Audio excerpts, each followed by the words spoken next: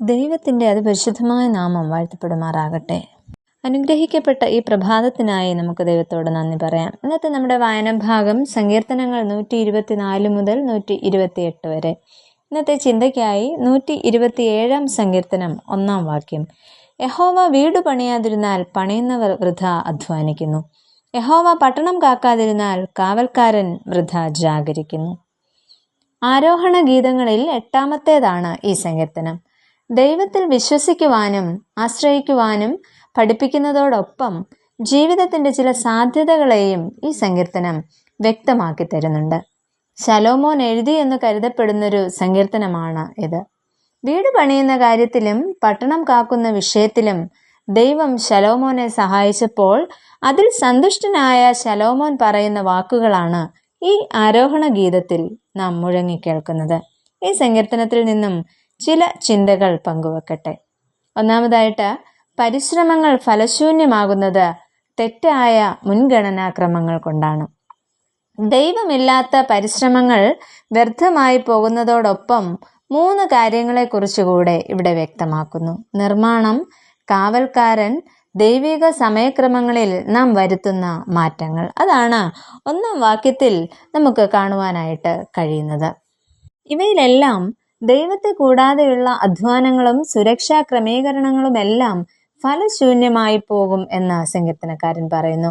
ജീവിതത്തിൽ കഠിന അധ്വാനങ്ങൾ നല്ലതാണ്, എന്നാൽ അതിലും പ്രധാനമാണ് ദൈവ അനുഗ്രഹം. അതിനാൽ നമ്മുടെ പ്ലാനും പദ്ധതിയും എല്ലാം പ്രാർത്ഥനയോടെ ആരംഭിക്കുക. കൂടാതെ സ്വന്തം കഴിവിനേക്കാൾ ദൈവത്തിൽ കൂടുതൽ ആശ്രയിക്കുക. നമ്മുടെ മുൻഗണനാക്രമങ്ങളെ വിലയിരുത്തുക. എൻ്റെ പദ്ധതികൾ നടപ്പിലാക്കുന്നതിൽ അല്ലെങ്കിൽ എൻ്റെ മുൻഗണനാക്രമങ്ങളിൽ ദൈവത്തിന് ഞാൻ 1ാം സ്ഥാനം നൽകുന്നുണ്ടോ എന്ന് നമ്മൾ ചിന്തിക്കേണ്ടിയിരിക്കുന്നു. രണ്ടാമതായിട്ട്, ഭവനം പണിയുന്നതോടൊപ്പം ബന്ധങ്ങളും കെട്ടുറപ്പുള്ളതാക്കുക.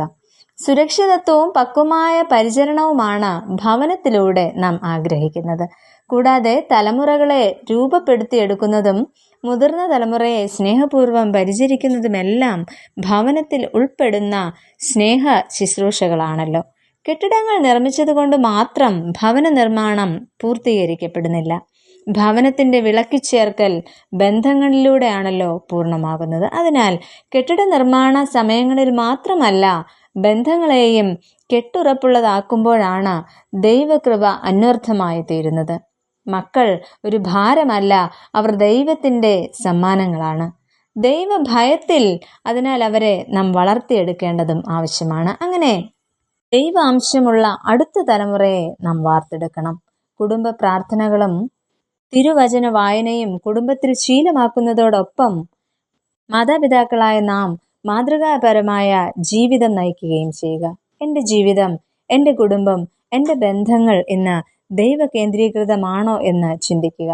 എൻ്റെ പ്രയത്നത്തെക്കാൾ അധികമായി ദൈവ അനുഗ്രഹത്തിന് ഞാൻ പ്രാധാന്യം നൽകുന്നുണ്ടോ എന്ന് ചിന്തിക്കുക. ഇത്തരത്തിൽ സങ്കീർത്തനക്കാരനോട് ചേർന്ന് നമുക്കും നമ്മുടെ ജീവിതത്തിലും പുതിയ തീരുമാനങ്ങൾ എടുക്കാം. അങ്ങനെ നമ്മുടെ ജീവിതത്തിൽ ദൈവത്തിന് പ്രഥമ സ്ഥാനം നൽകുവാനും നമ്മുടെ ബന്ധങ്ങൾ കെട്ടുറപ്പുള്ളതാക്കുവാനും ദൈവം നമ്മെ ഏവരെയും ഇടയാക്കട്ടെ. നമുക്ക് പ്രാർത്ഥിക്കാം. പ്രിയ കർത്താവേ, ഈ പുതിയ ദിവസത്തിനായി ഞങ്ങൾ നന്ദി പറയുന്നു. ഞങ്ങളുടെ മുൻഗണനാക്രമങ്ങൾ തെറ്റിപ്പോകുമ്പോൾ ഞങ്ങളുടെ പരിശ്രമങ്ങൾ ഫലശൂന്യമാകുമെന്ന് ഞങ്ങളെ അവിടുന്ന് കേൾപ്പിച്ചുവല്ലോ. അതിനാൽ ഞങ്ങളുടെ ജീവിതത്തിൽ പ്രഥമ സ്ഥാനം അങ്ങേക്ക് നൽകുവാൻ ഞങ്ങളെ ഇടയാക്കണമേ. ഞങ്ങളുടെ ഭവനങ്ങളെ ഞങ്ങൾ സംരക്ഷിക്കുന്നതോടൊപ്പം തന്നെ ഞങ്ങളുടെ ബന്ധങ്ങളും കെട്ടുറപ്പുള്ളതാക്കുവാൻ ഞങ്ങളെ സഹായിക്കുകയും ചെയ്യണമേ. ആമേൻ.